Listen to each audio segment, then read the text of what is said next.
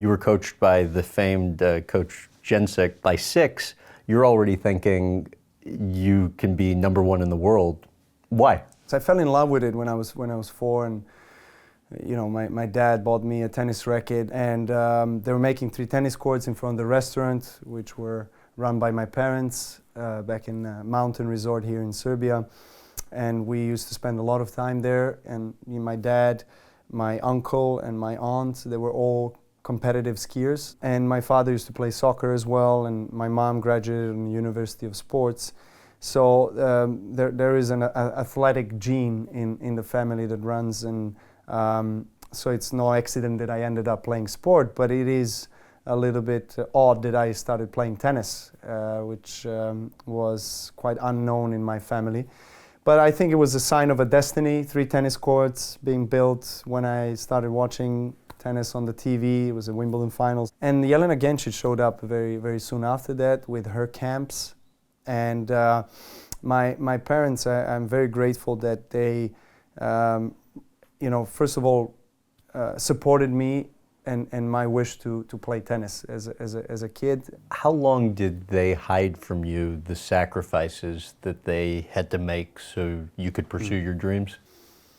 For a long time. They did hide, and they succeeded in hiding a lot of things that made them suffer and that they had to sacrifice in order for me to pursue my love for tennis, my love for sport.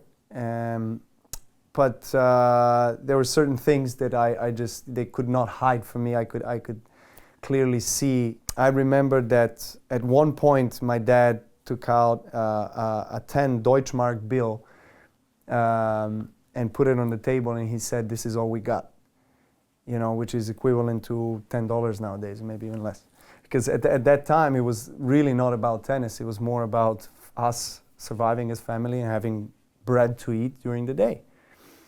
And but somehow, my parents found a way, and they were a great team. Because my mom, she was, and she still is, a pillar of the family. She's that stability.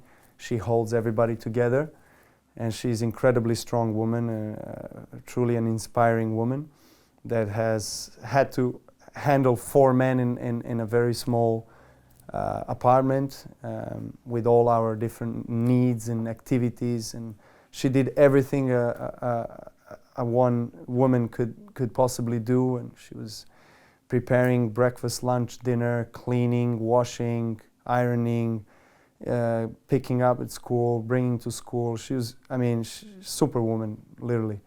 And my dad, on the other hand, he was the one that was providing, and he was the one that was also a visionary. But at that time, where you had $1 of 10 Deutschmarks on the table for the whole family of 5, it took a lot of guts to really stick with the vision of supporting me to become a successful professional tennis player. He still is in my life someone that